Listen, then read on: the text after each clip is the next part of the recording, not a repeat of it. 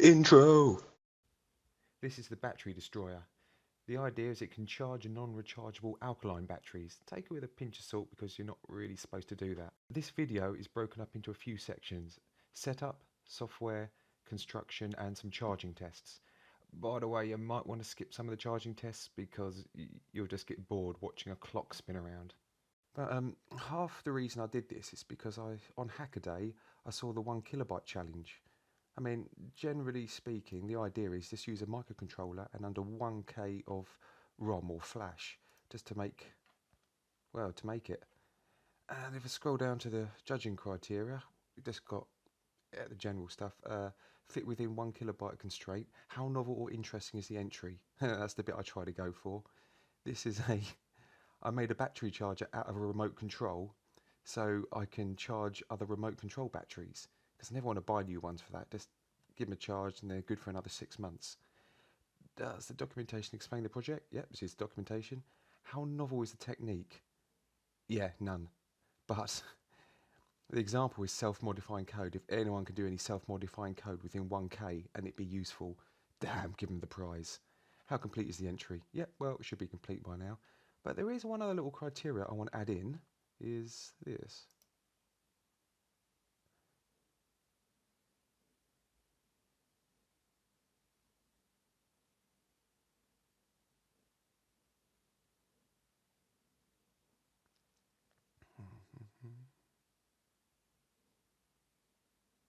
Where is it? Oop, that's it.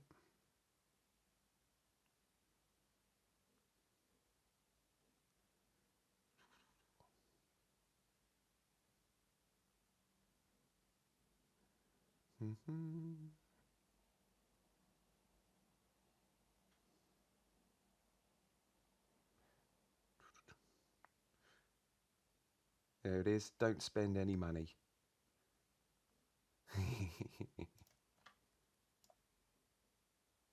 So I had an old 80 Mega 168 from this old USB project. It had a great little library. Problem is, it don't really work very well with Windows 8 and 10. So I decided to use that. Here's two old remote controls I found. Here's I've mapped out some of the pins so you can sort of see what's on it really, and for me for reference. Here's a quick test of, this is like basically the heart of the circuit. Just a little transistor through a resistor charging the battery. Seems to do a job. And here's the ones I had for the transistors. I had a BC549. That's all I really had. So I just had 4 of them and I just sort of stuck with it. They only have like a maximum current throughput of like 100 milliamps, which is not exactly very good, but they do supposedly have a peak of 200 milliamps. So, sort of assuming a 50% duty cycle, I guess I could pump 200 milliamps through it. But yeah, here's the draft design. And if I just blur out some of it, you see at the top, it goes through the resistor into the transistor into another resistor in the battery. I mean, that is really the heart of the circuit. I got a 200 ohm and a 33 ohm. I mean, the main reason I use those is because I just had a lot of 100 ohm resistors. And so I thought, oh no, 2 of them series and I put 3 of them in parallel, that'll do. Now as this only gives about 100 milliamps out, if I had the 33 ohm and actually moved it to the top, like the other side of the transistor, it would actually double the current going through it. And the 200 ohm resistor on the base does help to limit the current slightly. But in its current configuration, I could actually just completely ignore the 200 ohm resistor and just connect the base of the transistor straight into the microcontroller, because will only use about less than a milliamp. But just in case the transistor fails, at least that's a bit of current limiting. Should be just over 20 milliamps if the transistor does fail. That's all good. Then, so the other side of 33 ohm just goes onto the battery. Then I've got a resistor divider. So using we've got a 6 and 11k, that will convert 1.7 volts to the 1.1 volts. So I could use the internal reference of the VREF of the microcontroller. And at the bottom, just got some LEDs. Here's a great little spreadsheet from TI. It does a little resistor calculator for you, and it shows you the impedance. So it's less than 5k impedance, and that should be good for the old microcontroller. Some of the pinout labels I've added to it, pretty obvious. Now on this board, I'm only really using 4 components, and well, that will do really. But I'm also optionally using another 3. I thought just as they're on the board, I might as well just use them, but I don't really need to use them because I sort of designed it to run it, using an external crystal or an internal 1 meg oscillator. Right, it's slightly adjusted circuit diagram because the internal reference isn't 1.1 volts, it's actually 0.99 volts, but let's just say 1 volt. So the resistors connecting into the ADC I had to adjust slightly. What have we got? A 7k and a 10k. So that nicely converts 1.7 to exactly 1 volt. However, I obviously didn't have those resistors. I meant exactly 7k? Nah, exactly 10k, yeah. So I kind of had to search through my lot just to see what I've got. So the closest pairings of resistors I could find is 6.84k and an 8.25k. Now I try to get them as accurate and as closely matched as possible. So now I've lost a little bit more of the scale. Now I'm down to 0.93 volts, but that's all right. Can't complain with that. Oh, what happened there? Here's the basic software. At the beginning, I've added the optional components just in case using the external crystal or the internal oscillator. So just make a little flip there. Just sort of left in the backward compatible just in case you use an older compiler. This one is Atmel Studio 6, so I don't actually need it. We've got the LED bar graph, which is just the GPIO settings. Here are the ADC values for the volts of the current reading of the volts. I mean, at the top there, that's equivalent of 1.7, which if I had perfect resistors, that would have been 3FF, but meh, can't complain. And there's mainly only 4 variables used. The current batteries which are charging, and which of the 50% duty cycle is being used. Well, I know it's supposed to be 80% for normal rechargeable alkalines, but I'm being kind to it. But which battery is currently being checked at that moment, so it can be read out on the little LED display, and just indicates which ones are fully charged. So it would flash green to indicate that. That's just a temporary variable. Dummy for the ADC. Right, this is the compare timer. So it effectively switches between charging batteries 1 and 3 for 50% of the time, or batteries 2 and 4 for the other 50% of the time. Providing the battery charging flag is actually set. Right, the main code, enable outputs, a quick test for the LEDs, enable the serial port, enable the ADC, enable the timer. And here is the main loop. So temporarily disable the charger. Right, here I actually apply power to the battery before I actually check it. Now, the reason I'm doing that, or as a test, is I want to be kind to the batteries, because in the past I've actually been using a normal slow charger. I've charged it at about 1.7 volts for quite a long time, and the battery's just gone pop and then just leaked acid everywhere. Well, could say it leaked alkaline everywhere. So they're not very forgiving like NiCads and nickel metal hydrides are. So I thought I'd be kind to it. And here I read the ADC 16 times so I can help get rid of some of the noise. Even if the first one is completely wrong, at least the other 15 reads will, 15 samples should catch up with it.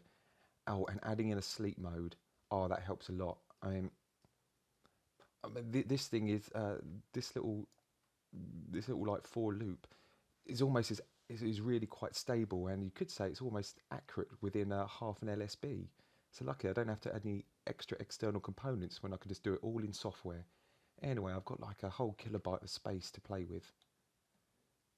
I'll turn off the power and enable the timer. Here are just a bunch of if statements now. It's about 4 of them. 1, 2, 3, and the else 4. So if there's no battery, open circuit, it will effectively just do nothing. And it will just, you could say, jump onto the next battery. If it's a bad battery below 0.8 volts, it will just flash the LED and flash a LED like a few times and basically do nothing. Now here, if the volts is above 1.6 volts, then it will set the charging flag and it will flash the green LED to indicate it's done. However, if the battery voltage is above 1.5 and has previously been above 1.6, it will still think it's fully charged. Just so I don't want to keep, just so it just doesn't keep having a fit. So at least it'll have time to like settle down slightly. And that will happen. I mean, if you leave it on forever, it'll just get in a little mini charging loop. Because of the resistor divider I've used, it would actually drain about 100 microamps out of the battery. So it will eventually drift down. It will start charging, go back up to, so it will drift down to 1.5 volts, start charging, go up to 1.6, turn off, down to 1.5. But it's a charger because you would remove it when you start noticing something like that. And this is like the charging mode where it just read the values, and it will set the bar LEDs just to tell you what kind of level it's at. Here I've added just a little bit of serial information out, just so maybe one day I might want to connect it to something. It just sends out like a character 0 first, then the battery number, and then 2 bytes, which is the ADC value. Unfortunately, for my little AT Mega 168, I had to add an odd delay here. I never had to do it before, but meh, oh well. Then it just goes on to checking the next battery, and we're back to the beginning of the loop again. Simples. The construction. I first started off with a bit of a breadboard test. And there's the AT Mega with lots of mad pins. That was a pain to get out of the breadboard. There's the resistors, more little photos, halfway through constructing it. Outside where you can see it better. Although I use sellotape to hold down the labels, it doesn't really look that bad in real life. Unfortunately, through the camera, the scratches really show up badly. Here is a bit of the circuit zoomed in. I never actually planned the PCB because I kind of needed to squeeze it in as I went along. So you'll probably even notice the actual circuit board is technically upside down, but I needed to do it that way. And to follow some of the path, there's one of the outputs going into the transistor.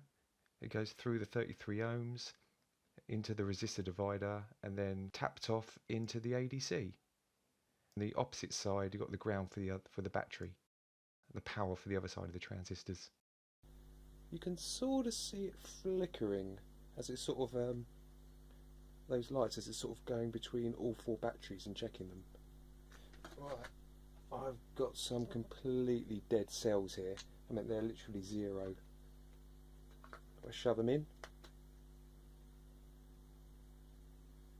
just give a 1.5 second check. You can see this is not having it at all. Alright. However, if I'll put in one which does have some power.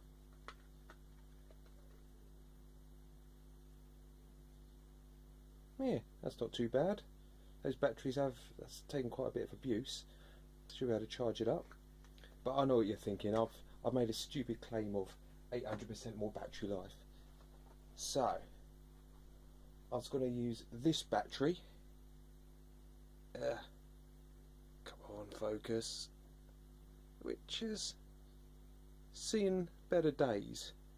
And I'm going to try and put this through the test of just slowly draining it through a 1.8 ohm resistor. This thing is supposed to be 10 watts. I mean, you must have a lot of airflow going past it. Right, hopefully I'll do a time lapse and see what happens. Battery.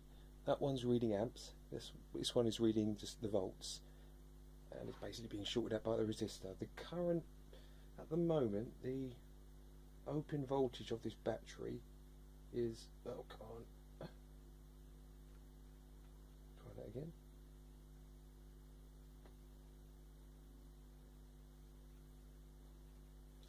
Oh, that's a bad contact. There it is, about 1.37 volts. It's not too bad.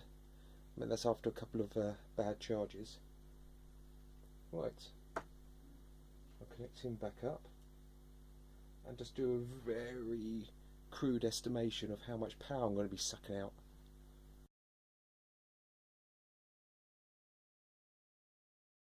Okay, that battery was a bit too bad shape.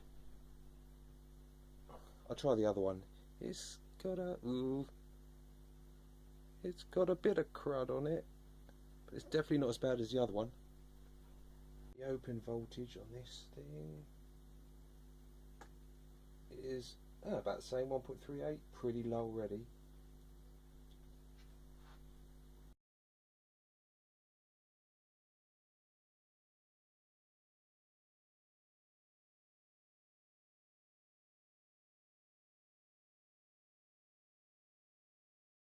Oh, 0.6, God, that's too much drain. Oh, see. Oh, slightly warm. Right, that's pretty much dead. I'll slap it in the old recharger and see what happens. Well, I've got to leave it in there for 10 hours or so.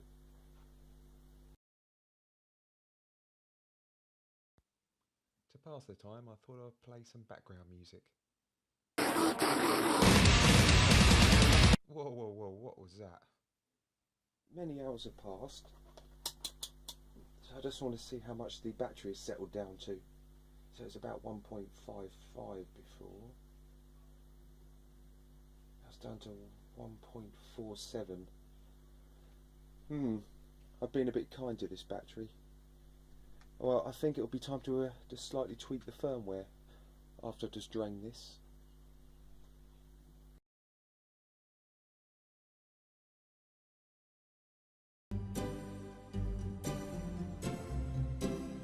Oh no, that's awful.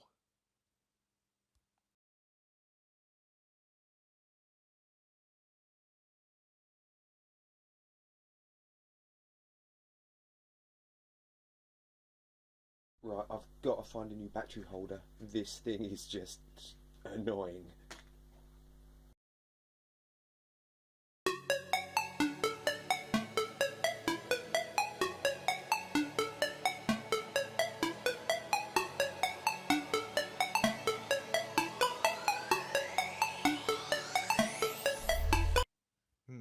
Something's going wrong here.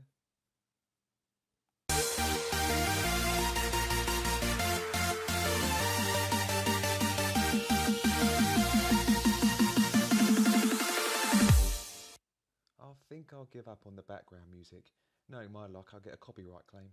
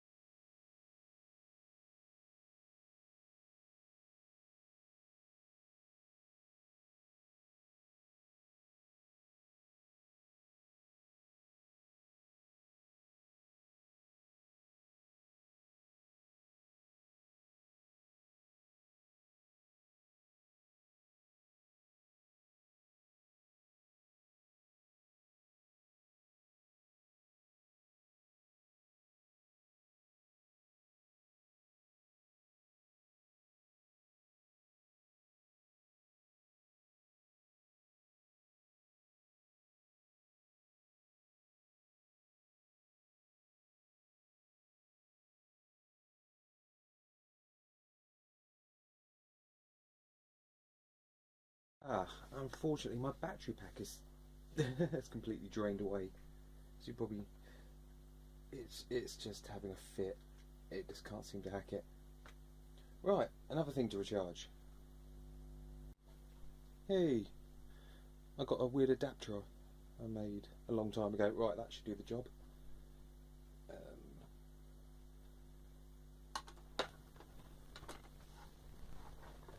Cool. Keep the camera going and charge.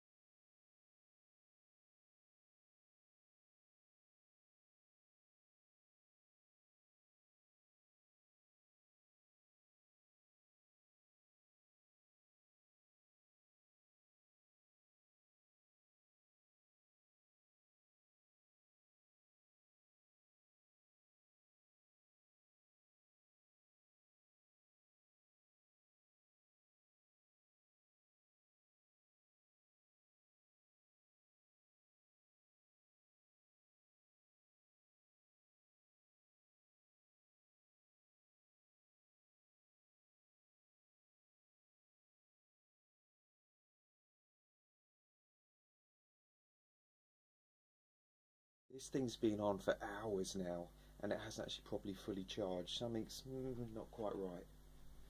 Anyway, let's have a quick look at the old voltage.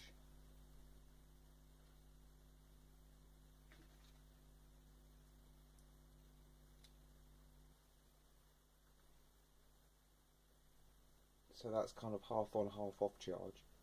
1.55 volts. I mean, when I did check it earlier, it was about the same. Yeah. I think what I'll do is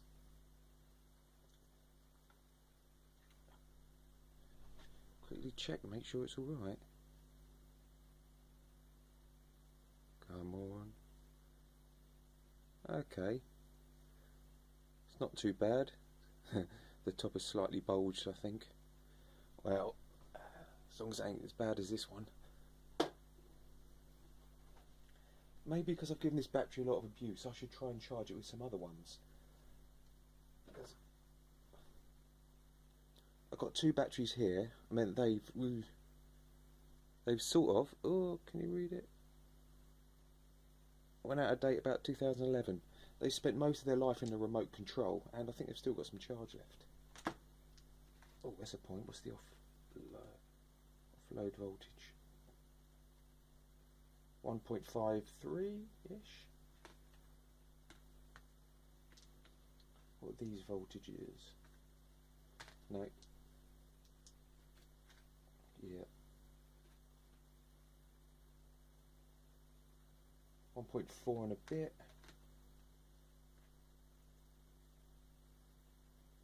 1.4 and a bit. How they're about equally balanced.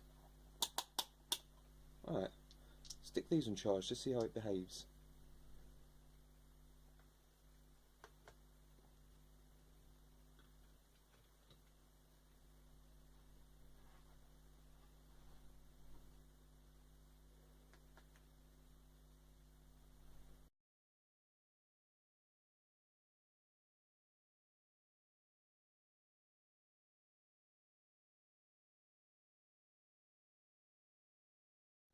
Well, hey, it's charged. Right, what do we got here?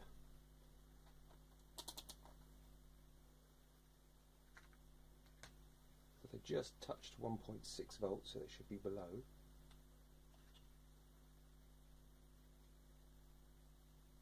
And 1.57.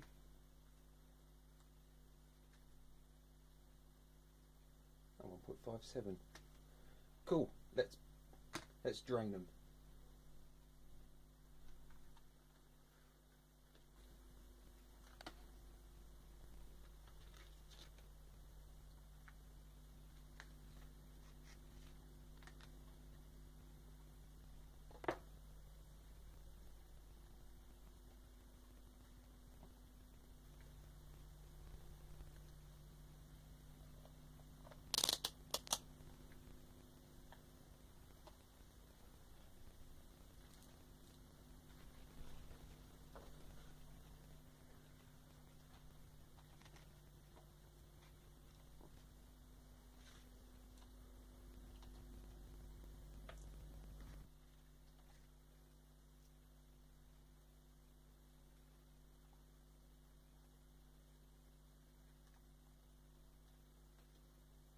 Oh, there it was.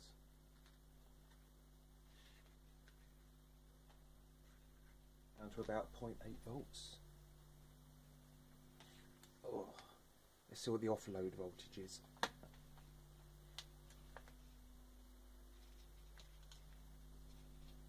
Oh, it's a little bit warm.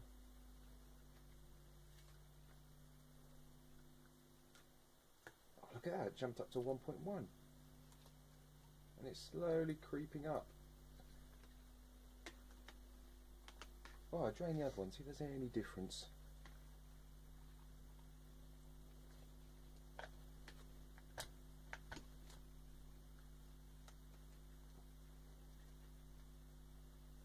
Okay, about down to 0.8 volts.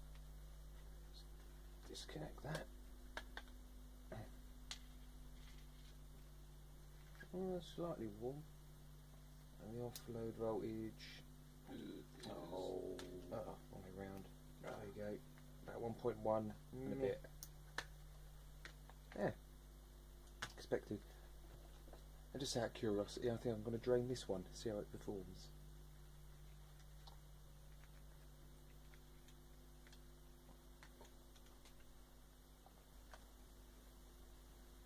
Oh, no, before that,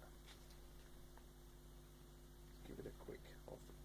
It's been settling for ages, so 1.45 volts. Yeah, it seems to settle down to that.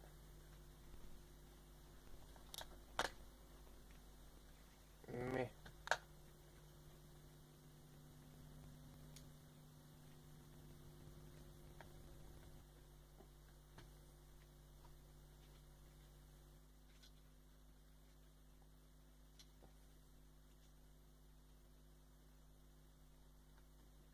Probably not going to use this battery again, but so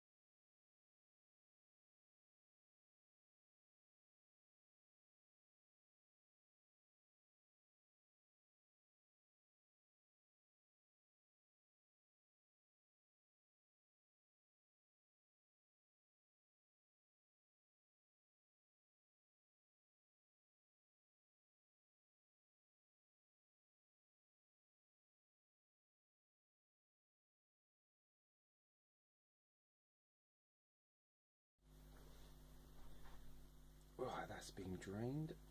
Oof.